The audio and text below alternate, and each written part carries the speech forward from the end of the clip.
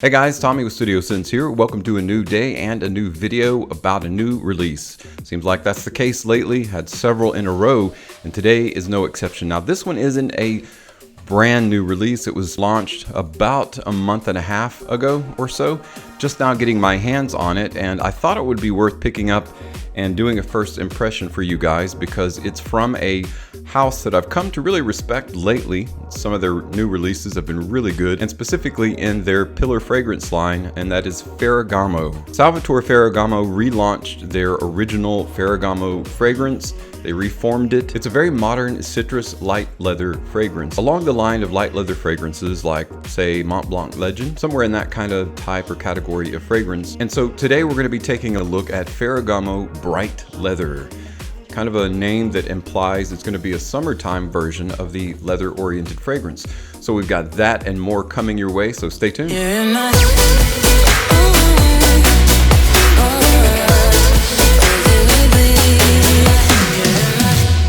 Welcome back everyone to today's first impressions of, I don't know why I'm getting the guns out, first impression of Ferragamo Bright Leather. Now I'm really excited, well kind of excited, I say really excited, semi-excited about this one because I really enjoy Ferragamo, their original pillar fragrance.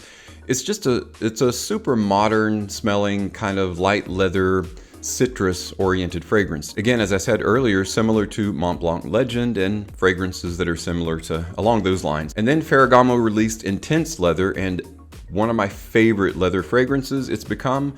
Really enjoy this one, masterfully blended. Kind of got like a sexy, seductive kind of leather similar to maybe Tom Ford's ombre leather, although not as staunch or not as strong as that. And then comes along Spicy Leather, their new flanker. Spicy Leather is actually really good. It's a really spicy oriented kind of leather. I mean, they're all appropriately named and they all smell about like what you might think they would smell like, except just even better with that fully modern spin that Salvatore wants to imbue in their fragrances. And so today I'm excited to take a look at Bright Leather. Before we do anything else, you know how it goes. Let's check out that presentation first. Ferragamo Bright Leather. Inside the Ferragamo buckle or the Ferragamo logo, you've got Salvatore Ferragamo at the bottom. You've got Eau de Toilette pour homme, so it is an Eau de Toilette concentration, and it's in a 100 ml bottle. On the left side of the box continues the Ferragamo logo. On the right side of the box you have a listing of the notes, but we'll go over those later. On the back of the box you've got Salvatore Ferragamo with distribution and address information. On the bottom of the box you've got the ingredients listing, several different stickers, the UPC, and the batch code of 10N as in Nancy, 26A as in Alpha, R as in Romeo, the number 1. For those of you that want to check fresh. I like the way that the bottle is put together. It has a cool blonde leather strip that says Ferragamo that continues onto the plastic part of the cap, and it says Ferragamo on the top of the cap. On the bottom of the bottle you have a sticker that has some additional information including the batch code, and once you take the cap off, which the cap does snap into place, the bottle is completely see-through. The color of the juice is a very, very light tannish color to coincide with the color of the blonde leather. These bottles are pressurized. I do appreciate that about Ferragamo. They spray super evenly and uniform, and you get a ton of juice into one spray. So very well done in terms of the presentation. As I've said in all of my first impressions for Ferragamo leather fragrances, I really enjoy the presentation. I really enjoy that bottle.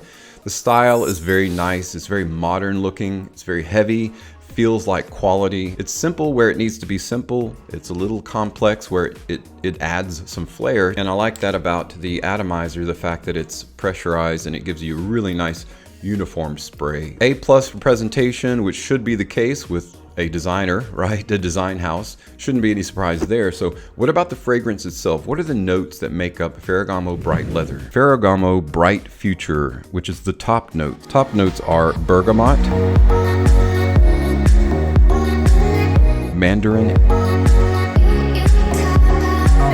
and grapefruit. Essential pureness are the heart notes.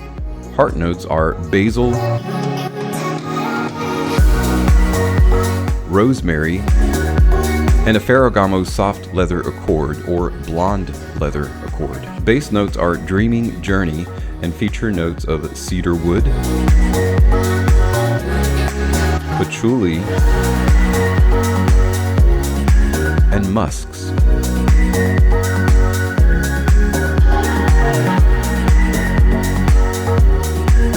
Similar to all of the Ferragamo leather fragrances, this one opens with a bit of citrus with bergamot, grapefruit, and mandarin orange. In the heart is where it gets a bit different. You've got basil and rosemary, so bit of spice, similar to spicy leather.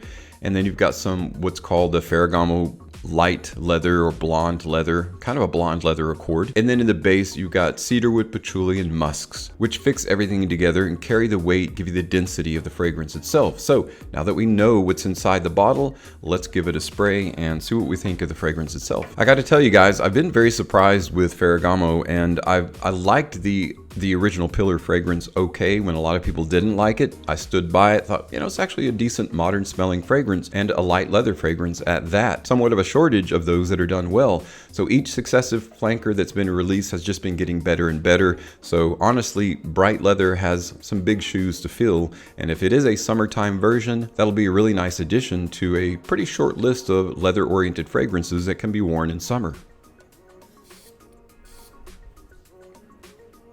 Okay, so right away, getting a bit of citrus, not a lot. It's more of a subdued kind of citrus.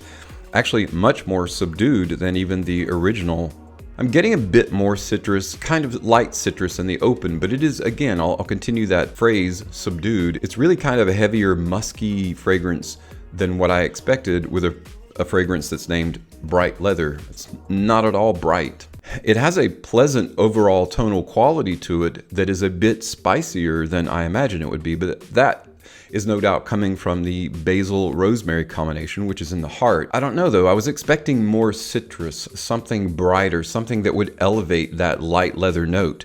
Getting that light leather in the background, that's definitely there, so it is a very blonde kind of leather. But what's happening with that lighter leather mixing with the basil and rosemary, it's coming across very herbal, very herbal. In fact, so herbal that I would think it'd be more appropriate to call this green leather or herbal leather.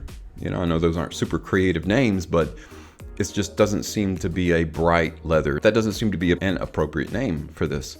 There's nothing bright about this fragrance. There's nothing eye-opening. In fact, bright leather would be more appropriate for the original Ferragamo. This is actually much more bright of a fragrance and much more oriented to that higher register, those higher tonal qualities in something that you would call bright than is bright leather. Let's let it dry down a little bit and I'll give you more information on this fragrance as well as my final thoughts. Well, as Ferragamo bright leather has dried down, I do enjoy the dry down. It's a very nice light leather oriented fragrance that still has that very modern spin to it. So I could see wearing this. It's a nice casual fragrance. It is very laid back. There's nothing playful about it. It's just kind of laid back and subdued.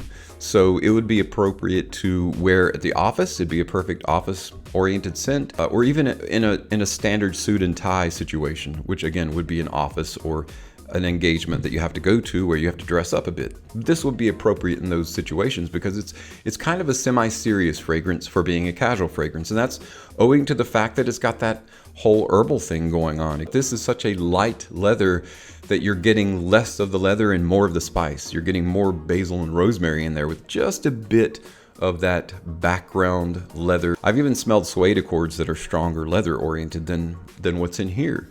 So while I'm not necessarily knocking bright leather at all, it's not super impressive, and to me it's the worst of the line. It's like the least, I don't want to say the worst, it's the least impressive of the line of Ferragamo fragrances. So having said that, it's not something I would necessarily run out and grab right now. It's something that I would recommend that you maybe wait until you see it at a discounter at a discounted rate. If you go to salvatoreferragamo.com to purchase it, it's about $100 or so, and then you get free shipping there. But it's just not as impressive as the others in the line, and not quite as leather oriented. It smells more like it's associated with a light mineralic, herbal, lightly green fragrance that would come from John Varvatos. That's not knocking that at all, because I like John Varvatos fragrances. I like the artisan line of fragrances, and this smells a little bit more like an artisan leather. But again, it's such a light leather. For those of you that are leather lovers out there, leather fragrance lovers, you will probably be really trying hard to smell the leather. It's just very light, and I think overcome by more of the rosemary basil combination. So it's a lot more herbal green and a lot less leather. Had they dialed up the leather, even if it's a blonde leather or light suede accord, they dialed that up a bit and dialed back the herbal, then you would have a bright leather potentially, maybe even thrown in a little lemon, like what was in the original, little bit of lemon to brighten the citrus in there, because it's just a bit too subdued to be called bright leather. My recommendation at the end of the day is to wait till it hits discounters before picking it up if you would like to own it yourself, or get a sample, of course, and try it out. Well guys, that's it for my unboxing and first impressions of Salvatore Ferragamo's bright leather.